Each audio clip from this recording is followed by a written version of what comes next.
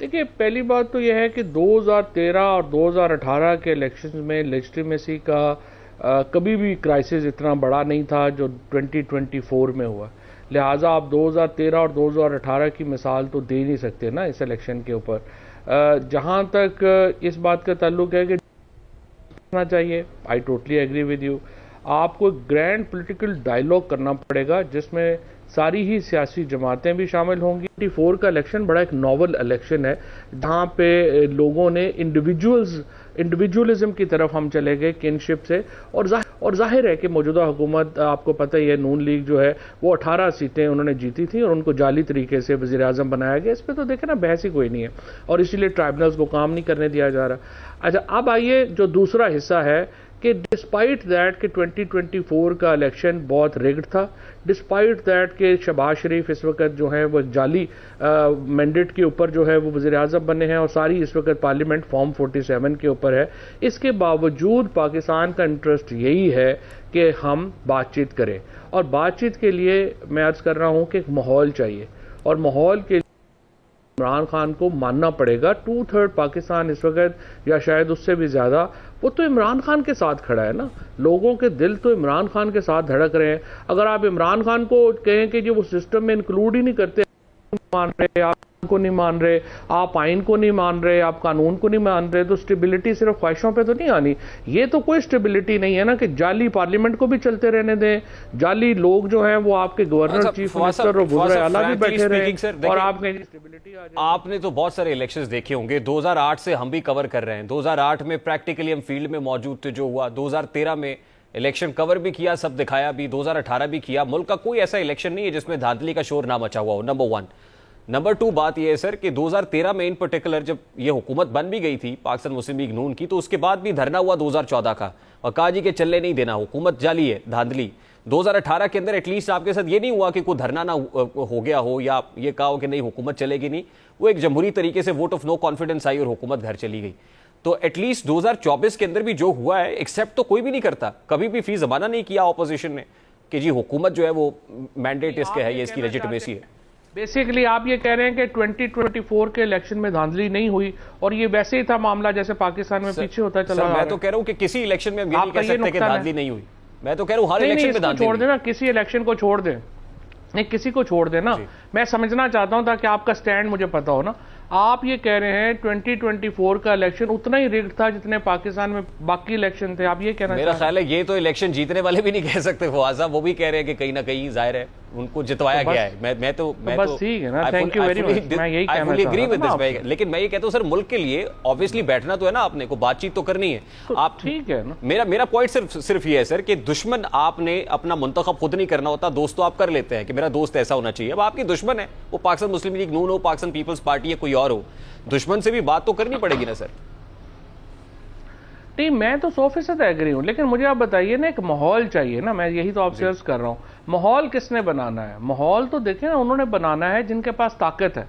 Imran Khan jail में है, उनकी बेगम जेल में है, सारी पार्टी जेलों में है, तो आप पीटीआई क्या माहौल इस सिलसिले में कंट्रीब्यूट कर सकती है? जाहिर है कि एस्टैब्लिशमेंट ने एक माहौल बनाना है।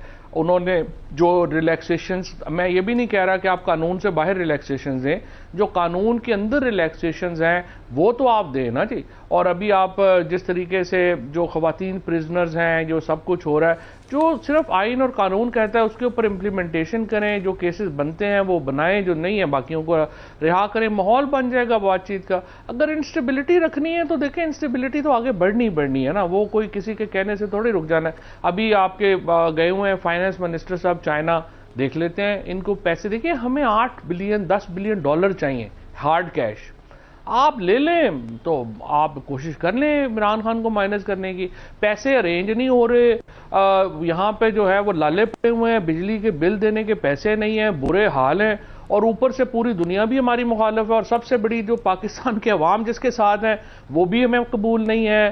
पाकिस्तान की सुप्रीम कोर्ट भी हमें अच्छी नहीं लगती, हाई कोर्ट के जजेस भी अच्छे नहीं लगते। तो देखिए, इस तरह तो नहीं चलता। तो वैसा फिर होता हुआ क्या देख रहे हैं? मतलब हमें तो नहीं लग रहा कि at this point in time कहीं भी कोई बातचीत की गुंजाइश मौजूद है, क्योंकि हुकूमत तो इरादा रखती है पीटीआई को बैन करने का, बानी पीटीआई पर आर्टिकल 6 इंपोज करने का। What are you looking at sir?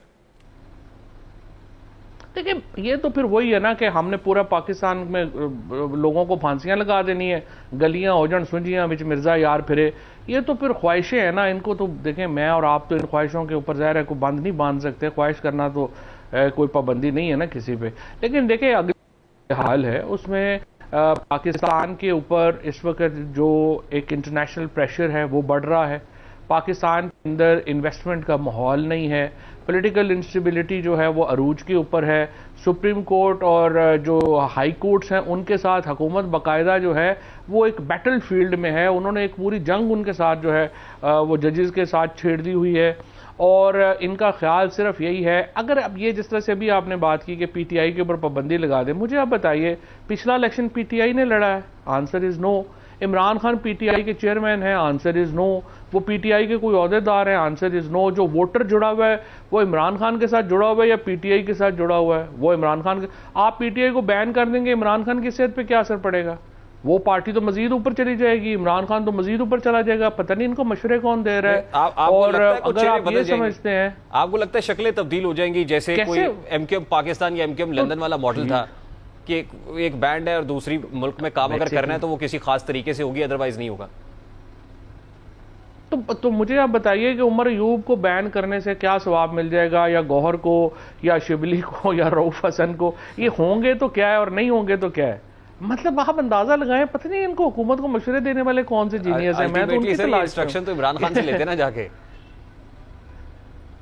ओहो भाई, तो वो किसी और को दे देगा, वो एबीसी किसी को दे देगा।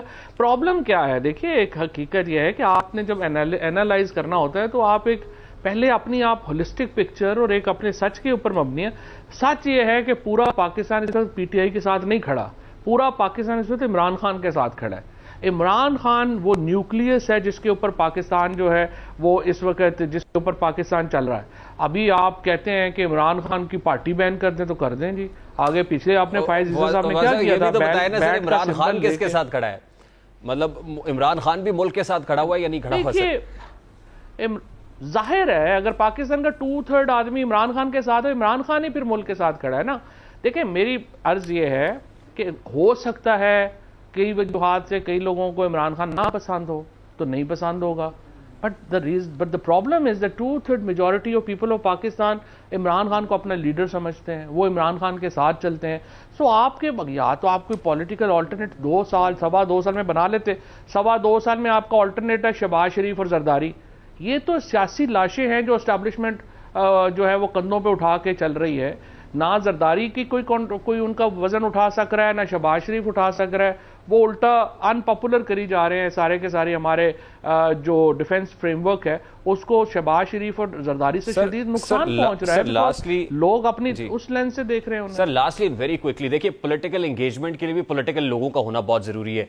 अब इमरान खान साहब को लेके भी इवन अंदर पीटीआई की आवाजें उठ रही हैं कि जी अगर वो गिरफ्तार है, बाहर नहीं आ रहे, इसकी बहुत बड़ी रिस्पॉन्सिबल जो लीगल टीम है वो भी है, या पीटीआई की अपनी ही स्ट्रैटेजीज हैं।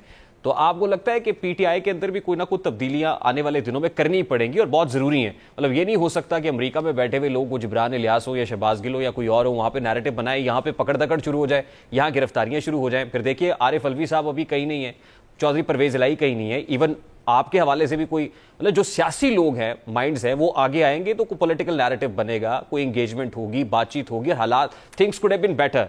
आपको लगता है ऐसा सर? नहीं, ये बात ठीक है, बिल्कुल आपकी बात ठीक है। लेकिन देखिए ना, ये भी तो एस्टैब्लिशमेंट नहीं किया ना कि हम सबको जो है ठुड्डे छुड्डे मार के अपना मुक्के लाते मार के हमें फारिग कर दिया, हमें इलेक्शन नहीं लड़ने दिए, हमें जेलों में डाल दिया और एक वैक्यूम क्रिएट हुआ। उसके अंदर जाहिर है वो लोग आए हैं जो इतने जिनकी पॉलिटिकल उस तरह का नहीं है। लेकिन ये भी एक बात आपकी सही है, नॉर्मलाइजेशन का एक तकाजा ये भी है कि जिन लोगों के आपने नाम लिए हैं उनको मौका दिया जाए। और दूसरी बात यह है कि 100% पीटीआई को बड़ा बचना चाहिए। ये जो कैंपेन्स हो रही हैं, ये जो डिजिटल दहशतगर्दी की बात की है DGISPR ने, देखें ये जेन्युइन मसला तो है फौज का।